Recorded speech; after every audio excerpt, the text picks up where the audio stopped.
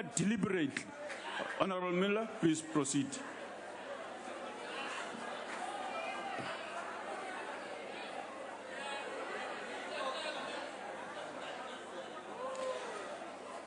Honourable Deputy Speaker, it is quite clear in this debate this afternoon that the ANC is in trouble. And the members of the ANC on this side of the House who understands the balance of power know that.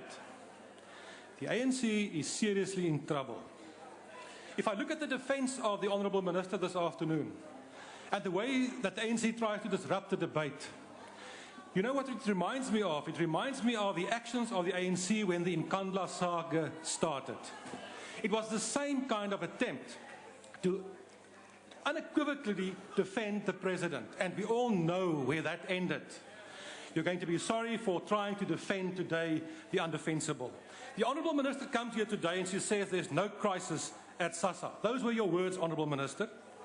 But your legal spokesperson today says, Zukazi says, why SASSA and the Minister did not meet the deadline yesterday with the Constitutional Court. You were supposed to answer the Constitutional Court by 4 p.m. yesterday. You did not do that. And what is the reason given by your own spokesperson, your legal person, Zukazi? She says the following, and I quote, she says, sometimes when situations... on a point of order, Chair. Honourable Chair, on a point of order. Mulder, please take your seat. I stand Yes, on Rule 84. I wonder whether the honourable member is aware that he points a finger like how Fairfoot used to do it. He keeps on pointing a finger and is threatening. Okay. And it reminds me of Fairfoot. Okay. Take your seat, honourable member. Please proceed, honourable member. I want to tell that honourable member, I can keep my fingers back, but remember this. The whole of South Africa are pointing their fingers at the ANC at the moment because you are useless. Now, Honourable Minister, you know, your own spokesperson said today, sometimes when situations are out of control, they are delayed. The situation in your department is out of control. Aren't you aware of that? But the Minister comes here and tells us it will be paid on the 1st of April and we don't have to worry. That's not the point. You are missing the whole point. Now, Honourable Minister, you should have a look at what the Constitution says, and your colleagues should do the same. Section 92(2) of the Constitution says, what are the obligations of ministers? Ministers are supposed to act in terms of the Constitution and to fulfill the obligations.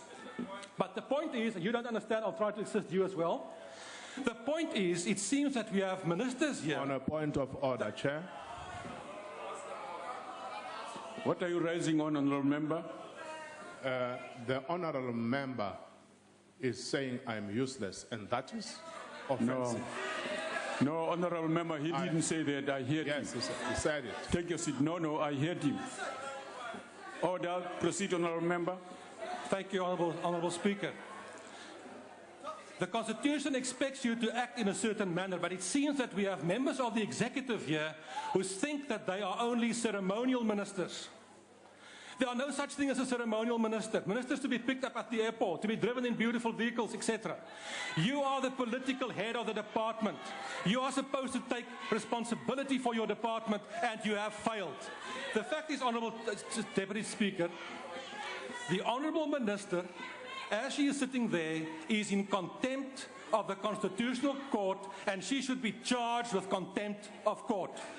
That's the reality. You are in contempt of court. 3 years ago, you were told that the contract is invalid. You were told to do something about that. You did nothing. Why did you do nothing? Because you were so interested in the internal politics of the ANC to become the president of the Women's League. You failed South Africa, and the only thing that the ANC can and should do is they should fire you.